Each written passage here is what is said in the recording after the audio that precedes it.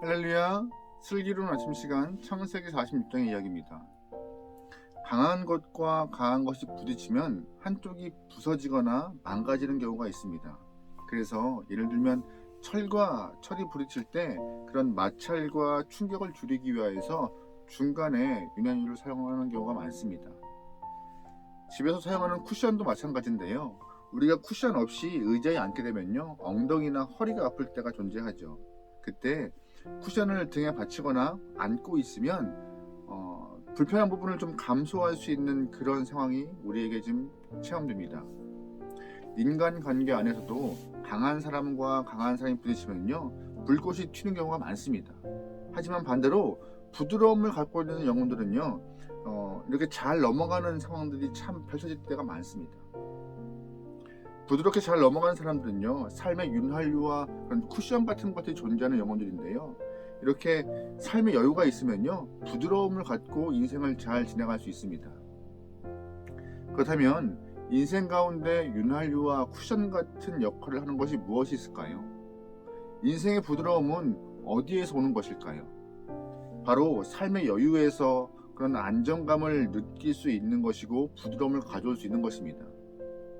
나보다 강한 존재가 있음을 믿는 순간 여유와 안정감을 좀 찾게 되어서 인생의 쿠션과 같은 역할을, 인생의 윤활유와 같은 역할을 하게 되는 것이죠. 어떤 이는 물질에 대한 의존도를, 어떤 이는 자신이 갖고 있는 지위와 역할에 대한 그런 것을 통하여서 안정감과 여유를 느낀다고 합니다. 하지만 물질이나 위치, 지위는요, 변하고 없어지고 사라질 수 있는 것이기 때문에 불안정감이 존재합니다. 그러나 변하지 않고 언제나 동일하며 한결같은 존재가 내 안에 있는 것은 우리에게 진정한 여유와 안정감을 줄 수 있습니다.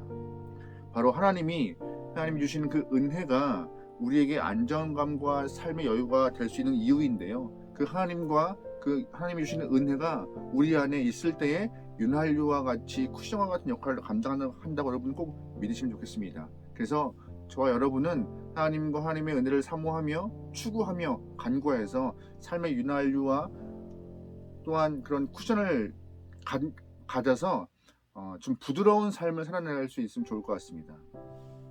오늘 본문 창세기 46장은요, 야곱 인생의 말년을 잘 표현하고 있습니다.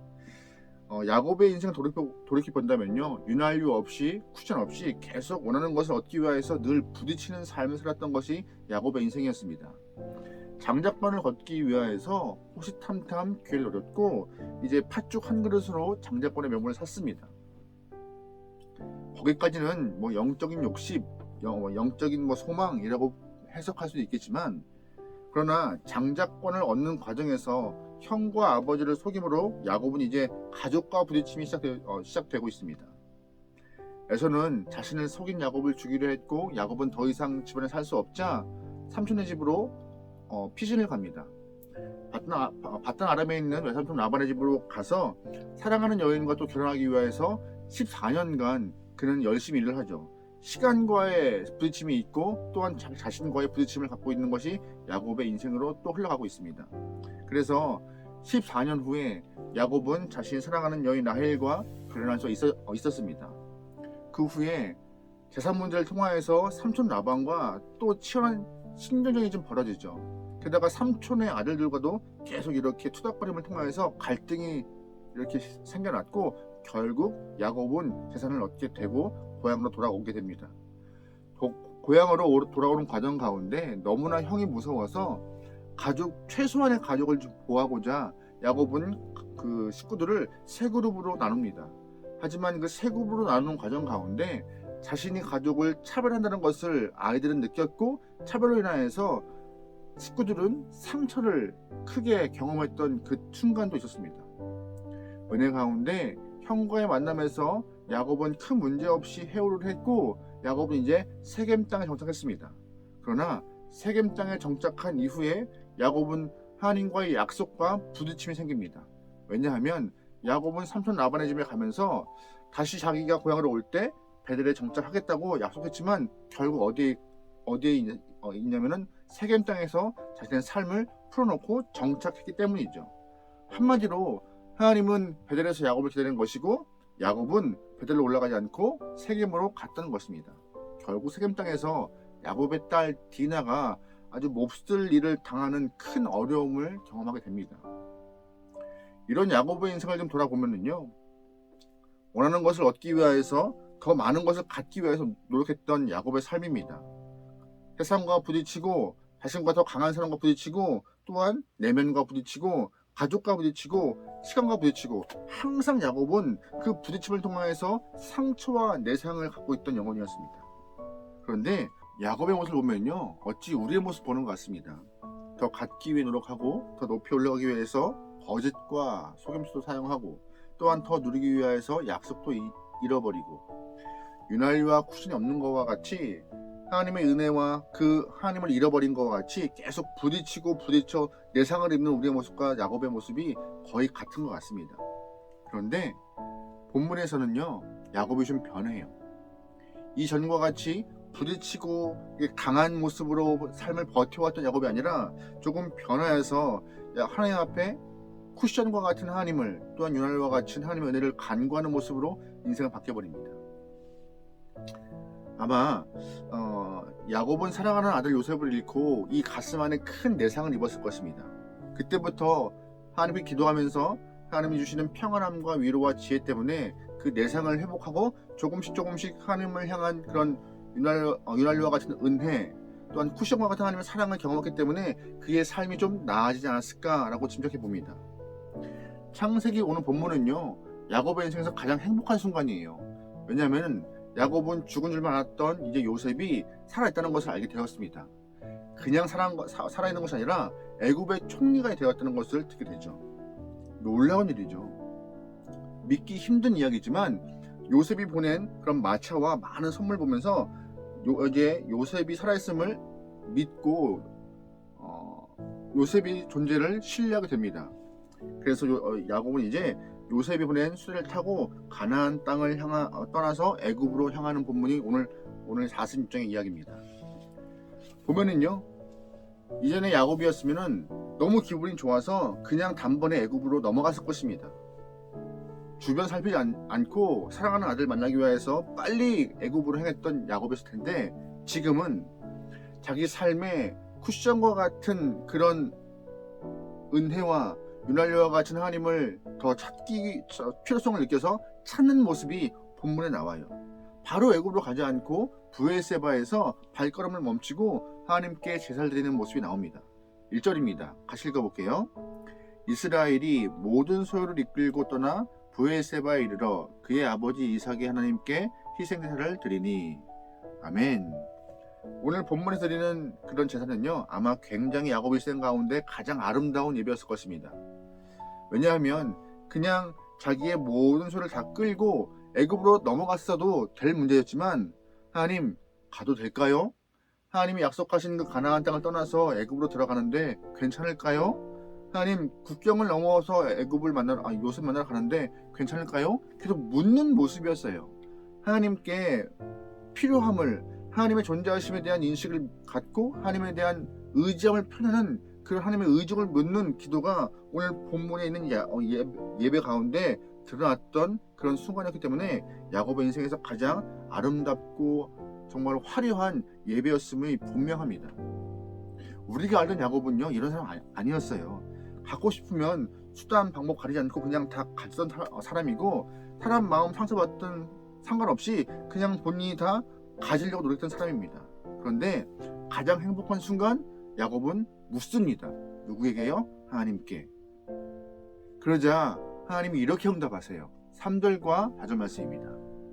하나님이 이르시되 나는 하나님이라 네 아버지 하나님이니 애굽으로 내려가기를 두려워하지 말라. 내가 거기서 너로 큰 민족을 이루게 하리라.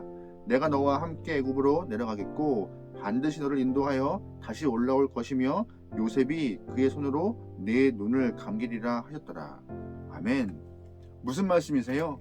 그냥 가라. 두려워하지 말고 가라. 내가 약속의 땅 가나안 줬지만 이제는 애굽에 가서 큰 민족을 이루고 다시 너희를 끌어올릴 것이다. 걱정하지 말아라고 야곱을 보내십니다. 잠깐 멈춰서 하나님께 예배했고 잠깐 멈춰서 주 앞에 기도를 드렸는데 하나님이 야곱에게 뭘 주세요? 용기를 주시는 거였어요. 이제 가나안을 벗어나면 새로운 땅 애굽에서 새로운 삶에 적응을 해야 됩니다. 이제 노년의 나이에 새로운 것을 적응하는 건 쉽지 않을 상황이었어요. 하지만 그때 야곱은요, 하나님을 찾습니다. 하나님의 응답을 구하는 것이고 하나님의 동행하심을 간구하고 있었어요. 새로운 곳에 가면 당연히 마찰이 생겨요. 또한 당연히 어려움이 생겨요. 충격이 생겨요. 하지만 어려움과 충격을 줄이기 위해서 야곱은 그가 선택은 바로 하나님의 은혜를 자신의 삶의 윤활유와 쿠션으로 받아들이고 간구하고 찾은 것입니다. 야곱이 늙어서 마음이 약해서 주님을 찾았을까요? 아닙니다. 더 이상 충격을 버틸 만한 힘이 없어서 쿠션 같은 하나님을 찾았을까요? 아닙니다. 더 이상 자신의 처세술이 새로운 곳에서 힘을 발휘할 수 없는 것 같아서 주님의 은혜를 간구했을까요? 아닙니다. 어차피 삶 자체가 충격이 있고 부딪힘이 있는 과정이기 때문에 야곱은 그 충격과 아픔을 또한 그 힘든 부분을 상쇄시키기 위해서 하나님을 찾는 것이고 쿠션과 같은 하나님을 윤활유와 같은 하나님의 은혜를 간구해서 자신의 삶에 힘을 얻고 버틸 만한 능력을 갖고자 하는 것이었습니다. 아무리 힘든 일이 생겨도 하나님 어떻게 하면 좋을까요? 라고 묻는 그 순간 또한 아무리 행복해도 하나님 내가 해도 괜찮을까요? 하나님 내가 가져도 괜찮을까요? 라고 물으면요 하나님의 동행을 간구하는 그 모습 가운데 하나님의 함께 하심이 우리 안에 거대한 쿠션이 되고 또한 은혜가 내 삶의 윤활유가 되어서 삶에 힘을 주시는 것이 오늘 본문에 나오는 야곱의 이야기를 통해 볼 수 있는 것입니다. 우리가 이제 일주일을 살아갈 것입니다. 오늘 월요일을 통해서 일주일 동안 하나님께 간구하는 모습으로 영상을 보시는 분들이 많으실 거예요. 여러분 일주일 삶을 살 동안 여러분 하나님께 동행하심을 간구하고 하나님의 은혜를 추구하여서 여러분 삶의 충격과 아픔이 좀 줄어들고 더욱 힘을 낼 수 있는 쿠션과 같은 하나님을 윤활유와 같은 은혜를 여러분 삶에 장착하길 소망합니다. 그래야 야곱과 같이 새로운 삶으로 돌아갈 때 덜 두렵고 하나님의 동행하심을 신뢰하며 믿음으로 나갈 수 있는 용기를 얻는 것입니다. 어떤 이는 일주일에 한 번 주님 앞에 나와서 윤활유를 얻어갑니다. 어떤 이는 매일매일 아침 또한 새벽에 주님을 찾아서 간구함으로 쿠션과 같은 은혜를 간구합니다. 어떤 모습이든 일주일에 한 번이든 매일매일의 삶이든 여러분 꼭 하나님의 은혜를 추구하여서 하나님의 동행하심을 간구하여서 여러분 삶에 늘 하나님의 함께하심이 체험되고 동행하심이 신뢰되어서 살아갈 수 있는 용기와 힘으로 여러분 이 땅에서 승리하길 소망합니다. 내 힘으로 내 능으로 버티는 건 한계가 있습니다. 하지만 완전하시고 온전하시고 강한 주님이 계시기에 우리는 두려워할 필요가 없고 또한 하나님이 주시는 은혜가 내 삶의 윤활유가 되어서 마찰 없이 또한 큰 충격 없이 잘 살아갈 수 있는 용기와 힘을 주시는 것이니 하나님과 동행하심으로 여러분 꼭 이 땅에서 승리하고 많은 열매 맺는 주님의 귀한 영혼 되기를 주님으로 축원합니다. 아멘. 승리합시다. 기도하시겠습니다. 하나님, 우리 삶에 그 어떤 것보다 하나님의 동행하심과 은혜를 사모하며 살아갈 수 있는 귀한 영혼 되게 도와주시옵소서. 내가 가지고 있는 것으로 내 안에 여유와 안정감을 누리는 것이 아니라 하나님의 동행하심과 은혜가 나에게 여유와 안정감을 줄 수 있는 기반이 되어서 삶에 힘을 낼 수 있는 우리가 되게 도와주옵소서. 하나님, 일주일을 시작하는 월요일입니다. 이 월요일을 시작하여서 금요일까지 토요일까지 하나님 주일까지 허락된 모든 주님의 허락하신 시간까지 하나님의 은혜로 무장하여 승리할 수 있는 귀한 영혼 되어서 주님을 기쁘게 하는 주님의 귀한 성도가 되게 붙잡아 주옵소서. 모든 걸 맡겨오며 예수님의 이름으로 기도합니다. 아멘.